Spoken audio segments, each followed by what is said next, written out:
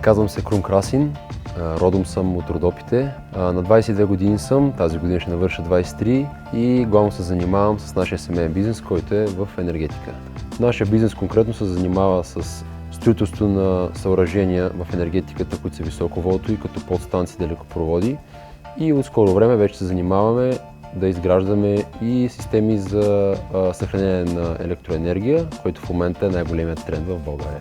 В момента аз главно се занимавам с намиране на нови проекти, тяхното развитие, с финансовата част, с офертите. Аз, въпреки че завърших финанси, се хвърлих в едно дълбоко море, което е енергетиката. За мен е без почти никакви знания и абсолютно всичко се наложи да го правя самичък, с много труд, с много часове, които съм работил без да спя, вечери без да спя, за да мога да науча материята, за да мога да бъда ефективен в бизнес средата.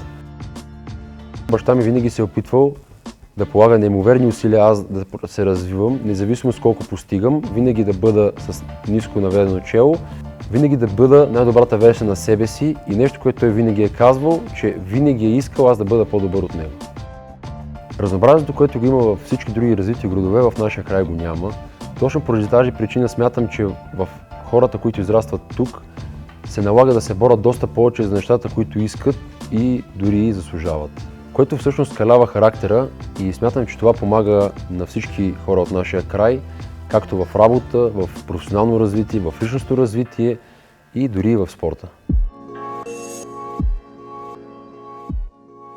Два спорта са в основата на моя живот от ранна възраст. Това са плуване и карате, но в днешно време вече се занимавам главно с баскетбол. Това за мен е един идеален начин да избягам от ежедневието си.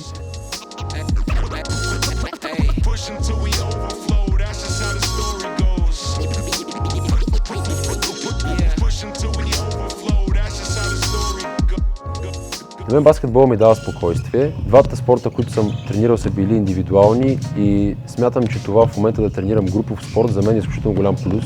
Доста по-лесно се доверям и доста по-добре работя в екип, съответно с колеги, роднини и така нататък.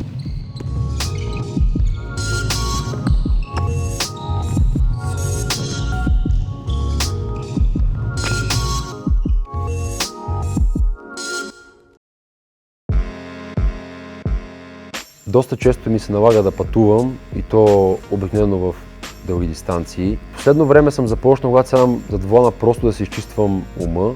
Стил ми на шофиране е доста динамичен. Фактът, че толкова много километри изминавам за седмица, ме кара да се опитам да ги изминавам максимално бързо.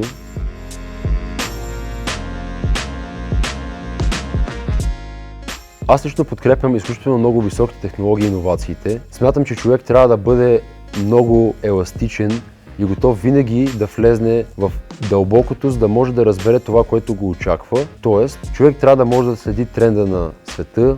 За да водиш бизнес в определена среда, трябва да разбираш навсякъде какво се случва и най-важното е, че трябва да вървиш не с конкуренцията, една идея напред. Точно за това аз смятам, че високите технологии са изключително важна част, както в живота, както в работата, смятам, че трябва да бъдат така и поставени в автомобилите. Ние работим в зеления сектор, източниците на възобновяема енергия и точно това ми харесва, че електромобилите идеално се вписват в тази среда. Моето впечатление от BMW iX3 е, че дизайнът е изключително улекотен, но едновременно с това стилен. Харесват ми новите функции на автомобила, като това, че няма табло директно пред волана, а отзад е дисплей направен под предното стъкло. Лично това на мен много ми харесва, защото ми позволява от по-далечна точка да видя абсолютно всичко, което се случва с колата. Изключително много ми харесва дизайна на волана, защото ми пасва перфектно в ръцете, когато шофирам да не ме натоварва.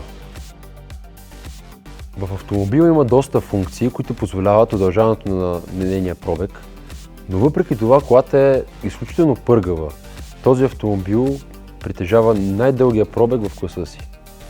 Препратката в дизайна към моделите от миналото, лично за мен, е изключително добра. Смятам, че това е модел и начин на изразяване на дизайна, който в последно време беше забравен. Смятам, че тази кола се отличава доста в сравнение с другите техни конкуренти и това дава нейния уникален вид. Както казват, модата се повтаря. Смятам, че това е идеалният момент да кажа, че според мен BMW се справят отлично с това.